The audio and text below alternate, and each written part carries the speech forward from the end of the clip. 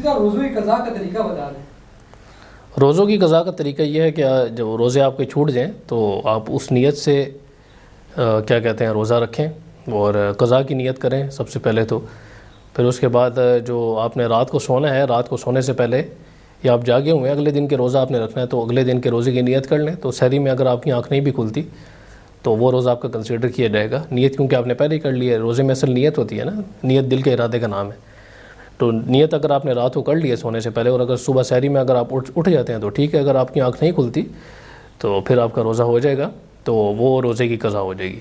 بس یہ ہے اس میں، باقی جتنے بھی روزے آپ نے رکھنے ہیں تو اس سے پہلے نیت کرنا ضروری ہے قضا کی۔ نفل آپ نے رکھنا ہے تو نفل کی نیت کریں، کیونکہ دیکھیں نفل روزہ ہے، فرض ہے، اگر کسی نے نظر و منت مانی ہوئی ہے تو ان سب چیزوں کا ڈیفرنس آپ کرتے ہیں، ان کو ڈیفرینشیٹ کرتے ہیں نیت کے تھرو۔ تو نیت اگر فرض کی ہوگی تو فرض ہوگا، قضا کی ہوگی قضا کا ہوگا، اور اگر نظر و منت کا ہوگا، واجب کا روزہ ہوگا، کسی نے منت مانی ہوئی ہے تو پھر نیت اس کی ہوگی۔ تو نیت بنیادی چیز ہے، اس میں نیت کریں گے تو پھر وہ روزے کی قضا ہو جائے گی۔ باقی اس کا وہ جو چیزیں جو فرض روزے میں منع ہے وہی قضا روزے میں بھی منع ہے، جن چیزوں سے فرض روزے میں بچنے کا حکم ہے انہی چیزوں سے قضا روزے میں بھی بچنے کا حکم ہے، اور اس کا وقت بھی اتنا ہی ہے، اس کا وقت بھی اتنا ہی ہے۔ لیکن قضا میں یہ سہولت ہے کہ آپ جب چاہیں رکھ لیں، لیکن جلدی رکھنا چاہیے۔ اگر آپ گرمیوں میں نہیں رکھ سکتے تو پھر سردیوں میں رکھ لیں، سردیوں میں دن چھوٹے ہوتے ہیں اور موسم نارمل ہوتا ہے، تو آپ سردیوں میں بھی رکھ سکتے ہیں، اس میں کوئی ایشو نہیں ہے۔ کیا صلاۃ التسبیح جماعت کے گھر میں پڑھ سکتے ہیں؟ صلاۃ التسبیح اصل میں نفل نماز ہے، اور سب سے پہلی بات تو بعض لوگ یہ کرتے ہیں کہ صلاۃ التسبیح ثابت ہی نہیں ہے۔ سب سے پہلی بات تو بعض لوگ یہ کرتے ہیں نا، لیکن صحیح موقف یہ ہے کہ صلاۃ التسبیح جتنی بھی روایات سے ثابت ہے تو وہ روایات حسن درجے کی ہیں، اور حسن درجے سے کوئی نہ کوئی چیز ثابت ہو جاتی ہے۔ بہرحال اس موضوع پر ہماری ویڈیو ریکارڈڈ ہے، وہ آپ کو یوٹیوب پہ مل جائے گی۔ صلاۃ التسبیح کا طریقہ وہ بھی ریکارڈڈ ہے، وہ بھی آپ کو مل جائے گا۔ صلاۃ التسبیح کا طریقہ مفتی ریان خان آپ لکھیں گے تو وہ آپ کو مل جائے گی۔ تو صلاۃ التسبیح بہرحال نفل نماز ہے، تو فقہ حنفی میں نفل نماز کو تو جماعت کے ساتھ اس طرح نہیں پڑھنا چاہیے کہ اس میں تداعی پائی جائے۔ تداعی کا مطلب یہ ہے یعنی اس میں آپ باقاعدہ اعلان کریں اور اس طرح جو ہے نا لوگوں کو بلا کر اس کی جماعت کروائیں اور اس کو جماعت کے ساتھ پڑھیں۔ تو آپ صلی اللہ علیہ وسلم سے صلاۃ التسبیح جماعت سے پڑھنا ثابت نہیں ہے۔ نفل نماز جو ہے وہ جو جماعت سے پڑھنا ثابت ہے، تو اس وجہ سے صلاۃ التسبیح کو جماعت کے ساتھ نہیں پڑھنا چاہیے۔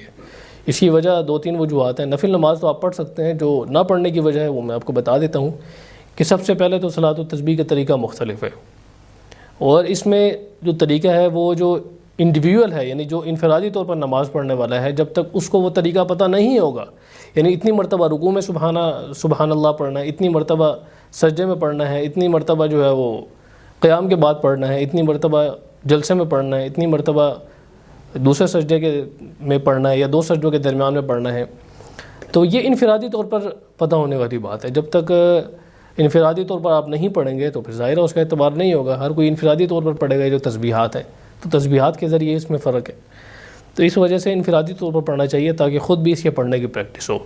باقی جہاں تک نفل نماز کے جماعت کے ساتھ پڑھنے کا تعلق ہے تو وہ آپ نفل نماز جماعت کے ساتھ پڑھ سکتے ہیں۔ رمضان میں قیام اللیل ہوتا ہے اور نوافل کی جماعت ہوتی ہے تو وہ آپ بالکل کر سکتے ہیں، اس میں کوئی حرج نہیں ہے۔ مفتی صاحب روزے میں ٹوتھ پیسٹ استعمال کر سکتے ہیں، اور اس کے علاوہ اگر مسواک میں استعمال کرتے ہیں اور دانت سے خون نکلتا ہے، الگ سے اتر جاتا ہے، تو کیا روزہ ٹوٹے گا ہمارا؟ اس میں 2 سوال آپ نے کیے ہیں۔ سب سے پہلے تو ٹوتھ پیسٹ کا جواب دے دیتے ہیں۔ روزے میں ٹوتھ پیسٹ استعمال کر سکتے ہیں، اس میں کوئی حرج نہیں ہے، اور روزے کے دوران بعض حضرات یہ کہتے ہیں کہ اس میں نہیں کرنا چاہیے کیونکہ روزے دار کی جو منہ کی اسمیل ہے اس کے بارے میں تو حدیث میں آتا ہے کہ یہ اللہ تبارک و تعالیٰ کو محبوب ہے، کیونکہ اللہ تبارک و تعالیٰ کی خاطر اس نے روزہ چھوڑا ہوتا ہے۔ اور بعض حضرات یہ کہتے ہیں کہ نہیں، اس کو صفائی کرنی چاہیے، روزے کے اندر مسواک کرنی چاہیے۔ تو بہرحال روزے کے اندر مسواک کرنا آپ صلی اللہ علیہ وسلم سے ثابت ہے، کئی روایات اس طرح کی ہیں، تو آپ مسواک بالکل کر سکتے ہیں اور اس میں کوئی حرج نہیں ہے۔ بلکہ حضرت عائشہ رضی اللہ تعالیٰ عنہ تو یہ فرماتی ہیں کہ آپ صلی اللہ علیہ وسلم کو میں نے ہر حالت میں مسواک کرتے ہوئے دیکھا، اور بہت زیادہ مبالغہ کرتے تھے آپ صلی اللہ علیہ وسلم مسواک کرنے میں، تو اس وجہ سے مسواک بالکل کر سکتے ہیں، اس میں کوئی حرج نہیں ہے، اور اس میں کوئی حرج نہیں ہے۔ مفتی صاحب اگر مسواک کر رہے ہوں روزے کے اندر اور دانت سے خون نکل ہے تو روزہ ٹوٹے گا؟ خون نکلنے سے تو روزہ نہیں ٹوٹتا، ہاں اگر کوئی خون نکلتا ہے اور اس کو اندر لے کے جاتا ہے، کوئی نکلتا ہے تو اس سے روزہ ٹوٹ جاتا ہے پھر، کیونکہ روزے کے اندر کھانا پینا منع ہوتا ہے، اور کھانے پینے کے اندر یہ بھی چیز داخل ہے کہ باہر کی کوئی چیز منہ کے تھرو معدے میں پہنچ جائے آپ کے، تو اس سے بھی روزہ ٹوٹ جاتا ہے. بعض لوگ یہ کہتے ہیں کہ نہیں جب تک آپ صحیح طرح کھائیں پیئیں گے نہیں تو اس وقت روزہ ہی ٹوٹے گا. تو لیکن ایسی بات نہیں ہے. کھانے پینے کے اندر یہ چیز بھی داخل ہے کہ منہ کے تھرو کوئی چیز آپ کے اندر چلی جائے, ٹھیک ہے, تو اس سے بھی روزہ ٹوٹ جاتا ہے. تو اتنی تو کوئی مبالغہ رائے نہیں کرتا کہ وہ جو عموماً جو لوگ مسواک کرتے ہیں ٹوتھ پیسٹ کرتے ہیں تو اس کو تھوک دیتے ہیں, اندر نہیں لے کے جاتے.